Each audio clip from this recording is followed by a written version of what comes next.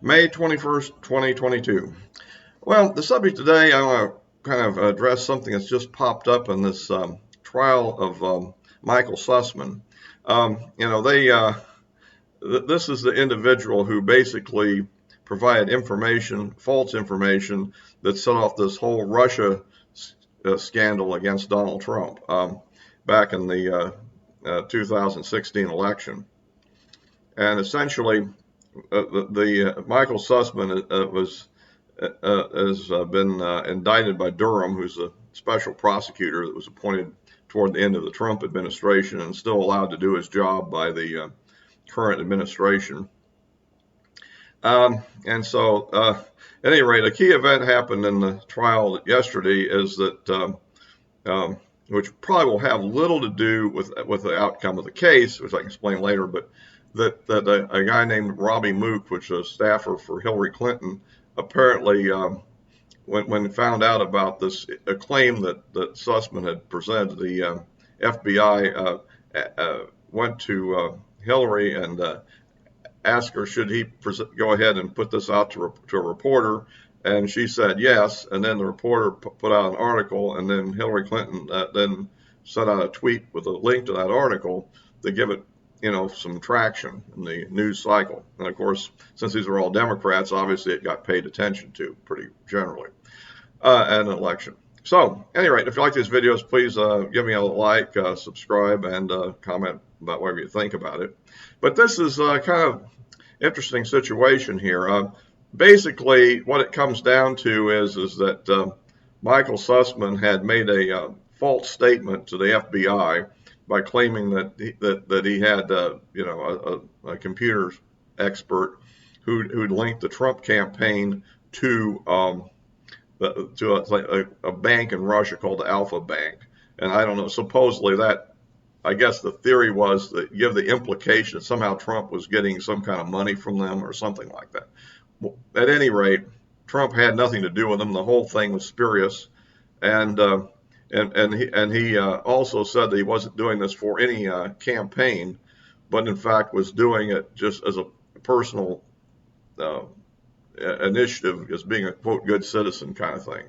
And apparently he had a lot of connections with the FBI to the point that he actually had a badge to get into the FBI headquarters, which is kind of interesting. But at any rate, so apparently the FBI investigated this and found out it was completely bogus, but and recommended the whole issue be dropped. But of course, a political appointee, not appointee, but a very political person within the FBI then decided to keep it open, and the whole thing led to the all the things and the Mueller investigation, everything that followed it.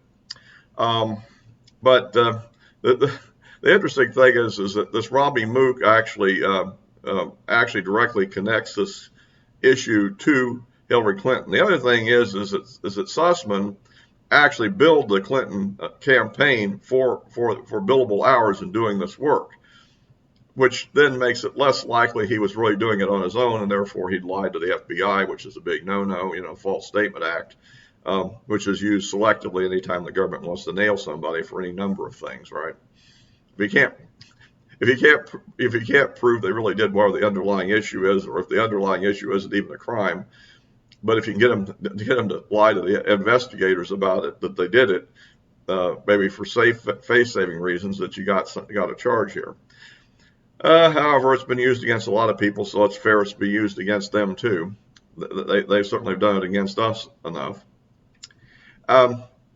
The issue here is that the judge in the case is an Obama-appointed Democrat judge who appears to be making a variety of decisions, making sure that the outcome probably leads to either an acquittal or a hung jury, including putting people who are clear-cut Clinton supporters, and even I think one of them a contributor on the jury panel, and refuses to remove them. So, of course, I guess there's some alternates and regular jurors in the pool, and so we won't know until the luck of the draw how that ends up in the end, who really ends up deciding it.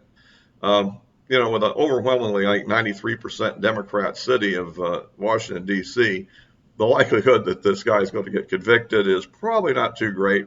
Maybe I'm a bit cynical here, but I don't think so. But at any rate, it is allowing Durham to put all the grand jury evidence that otherwise might be secret under judicial rules in the public domain by presenting it as evidence in a trial. And the question is, whether or not this guy gets a 6-month sentence and a fine, or whether he walks free. The big issue of that would be whether or not he faces disbarment, I think, if he's convicted. I think that would be a bigger issue, probably, than anything else for him. And I guess, well, if he actually did get jail time rather than maybe something less than that. Somehow I don't think the guy is going to really suffer that much, but he may have a career damage out of it if it goes out against him. But it is interesting. It's pretty clear cut. Does anybody really think that he did this on his own, or that he didn't run this by Hillary Clinton before he went to the FBI and lied to them? The other issue, of course, is ultimately, if he was convicted, would he actually turn on Hillary in order to get a reduced sentence? Fess up to that. And would the judge give him a tough sentence to try to force him to do that? Remember, that's what happened in Watergate. Well, you probably don't. Most people maybe don't remember that. But the burglars were given like massive sentences in order to get them to testify. And it's kind of interesting. I mean, kind of extreme. Seems like anytime the Republicans do something wrong, we have to take extreme measures against them. But Democrats can burn down a city and, bygones be bygones, right? Seems to be the way it works. At any rate, we'll have to see how that goes, but it is an interesting case. At least Durham is doing something, although I don't think it's going to really satisfy most people in the long run that justice was done. Well, other issues are continuing to float around here. The 2,000 Mules has actually hit the theaters this weekend, so everybody can go out and see that. It would be highly recommended. It does present a pretty solid case to me that there really was significant voter fraud in the 2020 election, and it shows what the mechanism and techniques was to accomplish this. So in fact, I might do something a little more detail on that subject, but it's out in theater, and anybody, it was a fairly expensive DVD up to now. I guess you could get it online. I don't know what the streaming was. But anyhow, we'll probably do a more in-depth thing on that at some later date. The other issue that's, of course, dominating the news right now is the baby formula situation, which apparently is over about half the stores are out of stock or something on it, and now apparently we're going to fly some in from Europe. So I guess some relief is on the way, and I think they are making progress on getting that plant that makes it kind of back online. I mean, there was never any real issue, I don't think, that necessitated quite the level of action that was taken, because it shut down the supply, and as far as I know, there weren't very many babies that were harmed by anything, but I guess somebody filed a complaint, and we'll have to see, how that all pans out on that one. But apparently it's become the issue that's really kind of dominating the news and driving down Biden's poll numbers. Meanwhile, Biden is over in Asia working with the South Koreans and the Japanese, I guess, on issues over there, probably related to China and the potential, Taiwan threat in the future. I don't know. It's kind of interesting whether or not China is seeing the Russian experience in Ukraine as being encouraging for their invasion of Taiwan or not. I guess we'll have to wait and see how that goes. It looks like that to a great extent, the economic sanctions that have been put on Russia have somewhat deterred China from providing any significant support for Russia during the course of this war in Ukraine. So we'll see if that actually works. It is an interesting question. However, I think we can embargo Russia a lot easier than we can afford to embargo China. Now, in the long run, of course, given time, we can relocate a lot of businesses and activities to other countries. But in the short run, we might be running out. The baby formula problem might be minor compared to the healthcare problems and other problems of supply that would occur if China was put under a strict embargo. Yet on the other hand, if we're in a tactical war with China, how can they not be under an embargo? So it is a very tricky situation. The other issue for China to consider is that how do you actually take Taiwan without destroying its value? I mean, the chip industries of Taiwan are incredibly strategic value to the world in general. And if you bombard it, sort of like what we see in the Ukraine, with large numbers of missiles, and end up hitting all kinds of stuff, you're liable to actually knock out these very vital industries and basically make the whole thing hardly worth the effort, it would seem to me.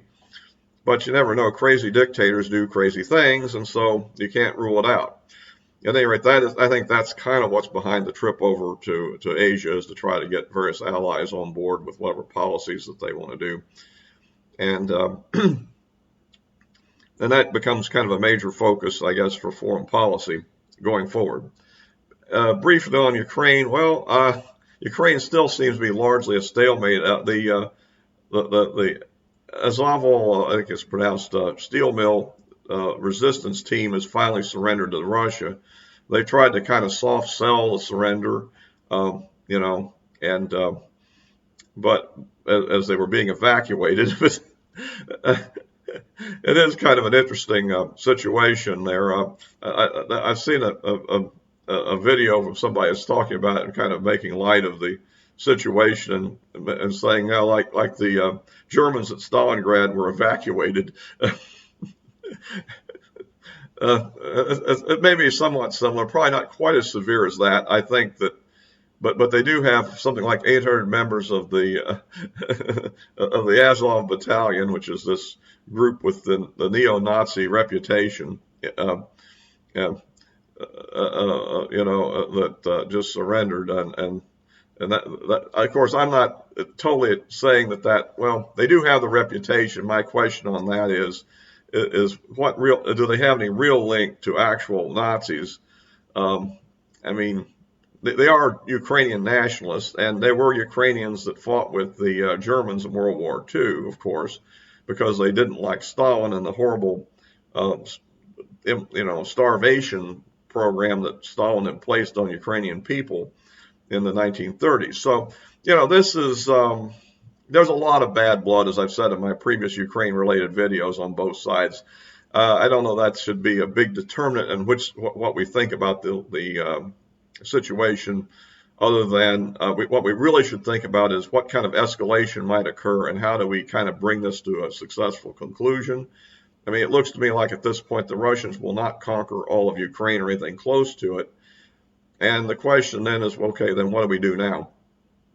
And I continue to keep updates on that. But I think on the other hand, the Ukraine military has had some successes in the Kharkiv area and relieved the city from potential attack and occupation and maybe even bombardment at the moment. Although I understand the Russians have now solidified their front and counterattacked a little bit there. I don't know if much ground's been gained. And they are moving against in another area where they seem to be trying to develop a pincer movement. It's unclear whether the Ukrainians will hold and fight, will push back successfully, or retreat. That's still kind of a new developing area. I'll put a link to a video that kind of discusses this stuff a little more detail in here. And I guess I'll wrap this up for now. Again, as always, the addresses of my various social media accounts are in the description below. And we'll wrap this up for today.